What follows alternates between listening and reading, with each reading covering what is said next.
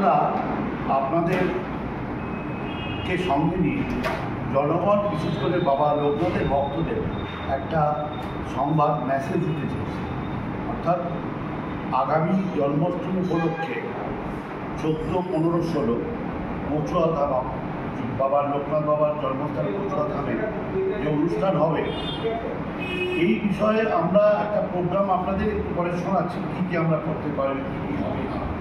তার আগে আমরা বলি, এই ভক্তরা কিছু বিভ্রান্তিকর বিভ্রান্তি হয়ে যায়। কারণ আমাদের আশপাশে আরও কিছু মন্দির অনেক হতে পারে, প্রত্যেক মন্দিরের মধ্যে আমাদের শ্রদ্ধা আছে, প্রত্যেক মন্দির কিন্তু জন্মস্থান নয়।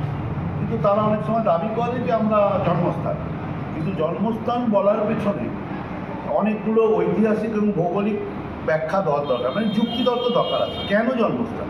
সেইটা আমরা দেখুন, আমরা ব্যানারের মাধ্যমে লিখেছি 3 তীর্থ 1 গ্রাম, পুণ্যতীর্থ কচুয়া ধাম।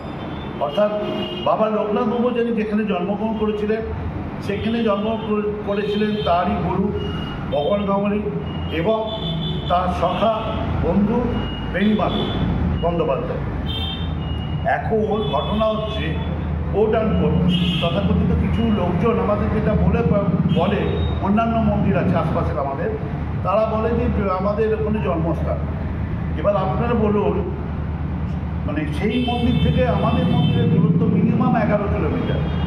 আজ থেকে অতদিন আগে 295তম জন্মোৎসব চলছে, তত বছর আগে তখন কি সম্ভব ছিল ওই জায়গায় 11 কিলোমিটার দূরে তার বন্ধুর বাড়িতে এসে খেলাধুলো করা এবং রোজ খেলাধুলো করা? তখন জন্ম ছিল, তখন টোটো অটো ছিল না।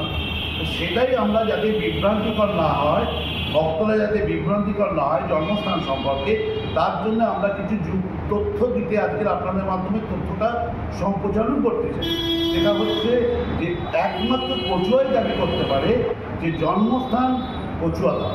তার কারণ হিসেবে আমরা যেটা বলি 3 তীর্থ 1 গ্রাম, জন্মতীর্থ কচুয়া ধাম।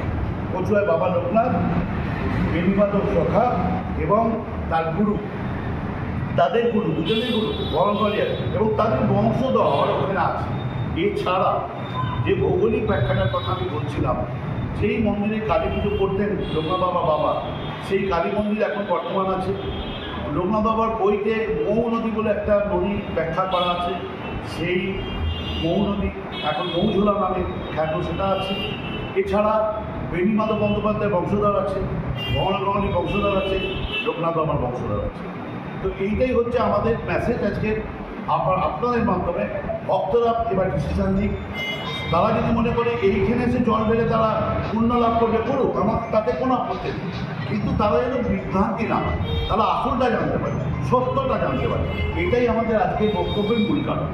আর আমি সুবীর মল্লিক, উৎসব কমিটির জয়েন্ট সেক্রেটারি, এবং উনি হচ্ছে উৎসব কমিটির অ্যাক্টিং সেক্রেটারি নিত্যকুমার সাহা, ইনি প্রেসিডেন্ট অরূপ দত্ত, এবং আমাদের সবার সত্ত্বেও তুষারবাবু আছেন, তুষারকান্তি বসাক, উনি আমাদের মিশন সেক্রেটারি সম্পাদক।